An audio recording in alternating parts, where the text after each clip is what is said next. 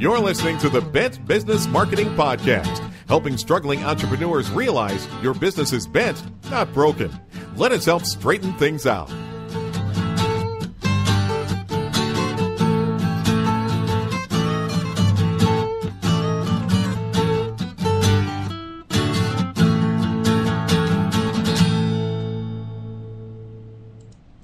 Hey everybody, it's Andy from Bent Business Marketing. How you doing? And a happy New Year. Today is the 1st of 2013, 1 January 2013, and man, I tell you what, I am insanely excited. You know, the last couple days I've had this weird feeling in my gut, and no, it wasn't the stomach flu. I had that a few weeks ago, but you know, I had this feeling that 2013 is just going to be the year that I catapult this business, Bent Business Marketing in Clinton, Iowa, to the next level. And I'm so excited that you guys decided to join me on this crazy ride. It wasn't long ago that I decided to get out of the military after almost 12 years and pursue something a little bit more less mainstream and against the status quo. I wanted to be my own business owner, an entrepreneur. I had kind of an entrepreneurial heart, and I wanted to pursue it and see where it took me. So just goes to show you never know. I mean, it was convenient for me and it was comfortable to stay in the military. They paid me a great wage, well beyond what I needed to survive. They compensated me for my house, my mortgage payment. They paid me for food. They gave me extra money for my kids. So it was very comfortable, but it wasn't what I wanted to do. I didn't feel right about doing it. No longer did I have a passion, and I'm a firm believer when that passion dies, it's time to kind of bury it, treat it with a little respect, and then move on to the next thing. So I started up Bent Business Marketing. We've only been in business since, I guess, the middle of September officially. So I think we've come a long way in a short amount of time. But I wish you guys an awesome 2013. I know it's going to be great for everybody. And I'm always here to help you guys no matter what you need. Just give me a ring, and I'll hopefully make your 2013 a little bit more, let's say, interesting. So stay tuned for more stuff coming down the pipe. Got a lot of things planned for this year. I'm going to be talking to the Clinton Community College, see if I can get some space there, Technology Center, to put on a little marketing seminar, maybe 2 to 3 hours of your time, just to give you guys a quick brief on what's been working, what's not been working, and what to expect come the new year. So I wanted to record this podcast today on New Year's Eve, on New Year's Day, basically just to go over a post that I just wrote for both my blog and the Clinton Herald, and I affectionately titled it, Why Your New Year's Resolution Will Fail and How to Fix It.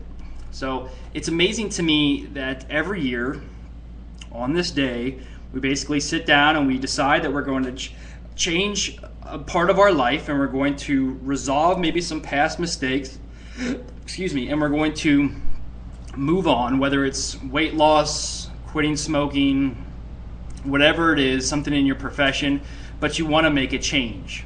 What kills me, and what's the sad truth, is about 75% of our New Year's resolutions fail. So if you're one of those lucky 25% that actually go through the entire 365 and a quarter days, and you get to the end and you're saying, yes, I did it, I lost the weight that I said, that my New Year's resolution was a success, great, I'm so excited for you. But if you're like most of us, it usually fails in the first 30 days of the new year. But there's a reason for that.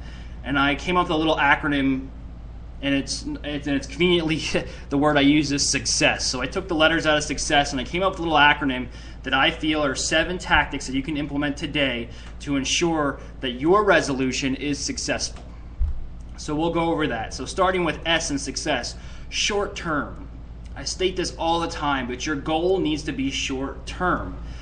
We're so, bogged down with responsibilities and distractions these days that we don't have a lot of time to focus on a long-term goal. So my advice to you is keep your goal short term, no more than 30 days. The quicker you reach your goal, the quicker you reach your end result, it's instant gratification.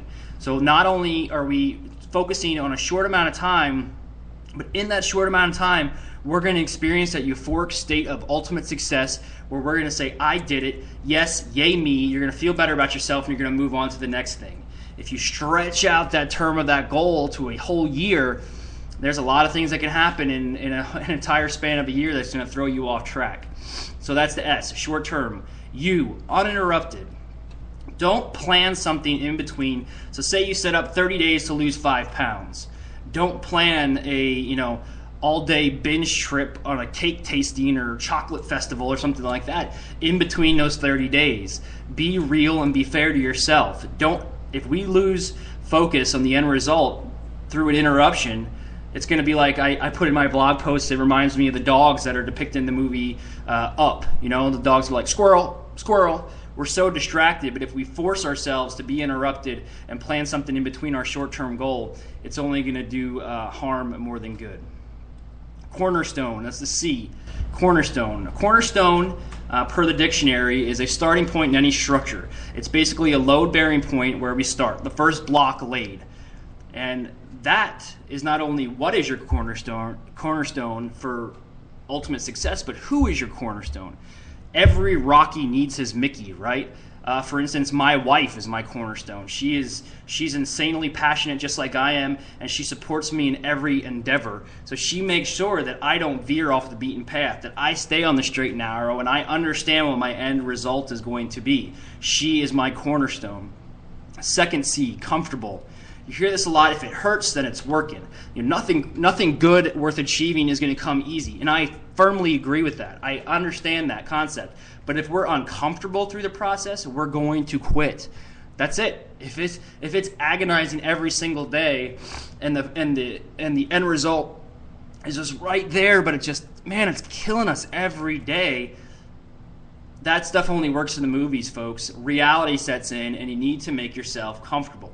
However you do that, just make sure, for instance, the Aborigines in the Gobi Desert, which is a giant, probably the hottest places on earth in Asia, rest during the hours where the sun's at its peak. They don't walk during the hot points of the day because they understand how agonizing that is. And if their end goal is to reach a different village or a different location, they know that the best time for them to travel is going to be at night.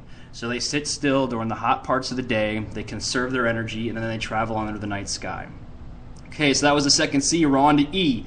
E is end result. Your end result needs to be clearly defined. How are you ever going to win a race if the finish line is poorly specified or is hazy? If you don't know what you're striving towards. So my example I use in my blog post is say, instead of saying you're going to reduce your smoking to a pack a week, say I'm going to reduce my smoking to 20 cigarettes a week. That's 20 cigarettes in a pack. And then going further, zero in on your goal by further defining your intentions to smoke 2.857 cigarettes a day. So do the math, get out your ruler and a pair of scissors, and break that down. But as long as that goal is clearly defined and focused, you're guaranteed to be successful. Okay, that was E. We're on to the S. Safe. Is your goal safe? I'll use the weight loss example here. Nobody's going to lose 20 pounds in less than 30 days. Not possible. Not safely, okay? I used to wrestle in high school, and I would cut weight by dehydrating myself just for weigh-ins. Was that something that I would consider safe? Was that a good way to lose weight? Absolutely not. I did it for the sport, but if your goal weight is something to say to lose 20 pounds, you have to be real about that's going to take you some time, possibly 6 months safely. So make sure that your goal is safe. Really, if you want to experience the ultimate pleasure of success, you're going to have to be conscious and healthy when it arrives, right? The second S and the last one in our acronym for success is sustainable. So now that you've put forth all that hard work and you've reached your goal and you're feeling that you're on that high, is it sustainable? What I mean by that is if, say you're 5'8", you're a female of 33 years old, and you're 5'8", and your average weight for your healthy weight for your age and your height is 130 to 145. And your goal is to be at 120 pounds. That's not sustainable. Your body, homeostasis, is not going to allow you to maintain a 120-pound weight. You're going to have to put on some pounds because your diet is going to fluctuate, and you're not going to be able to hold that 120-pound mark. So it has to be sustainable. Now apply that to your professional career. Are you wanting to make 6 figures? Can you make a 6-figure income? Absolutely. But the method in which you make that money, can you do that every single year? Is that repeatable? Is that sustainable? If not, then you need to reevaluate your end result. So success is yours for the taking, folks. Nothing is going to stop you. I always look at there's success, and then there's 3 bullies that are standing in front of success that are going to prevent you from getting it. And that's me, myself, and I. There's nobody else that's going to prevent you from reaching a goal or getting to that end result other than yourself. So take 2013 and make it about you. I'm going to do that. 2013 is going to be all about Andy Sokolovich moving my family into a better place and making Bent Business Marketing a success, so I can sit back and just soak in all the euphoric feelings that I have when I help a business realize a better way to market themselves. They make more money, I make more money, everybody's happy, and we move on with our lives. That is my goal, and that is my ultimate success. So 2013 is going to be all about making that happen. I hope you guys have an amazing new year. I hope my little acronym for success played out nicely and fits into your daily routines. If you want to, go to bentbusinessmarketing.com and just go ahead and open up the blog posts, copy all that, print it out, laminate it, paste it to the top right-hand corner of your computer screen, and look at that thing every single day. I guarantee you, if you follow those 7 letters in the word success and you apply the acronym as I stated, that there's no way that you're not going to experience a awesome feeling and reach your goals. There's just absolutely no way. Now, one word of caution though, you have to spell success correctly. If you start to backspacing letters and deleting things, not so much physically as backspacing letters, but not applying some of those letters to the acronym, you're going to start spelling out a new acronym for using the word failure. And personally, I have no desire to spell that out. So enjoy 2013, enjoy your family, enjoy your holiday. God bless you guys, and I hope you have an amazing new year. See you later.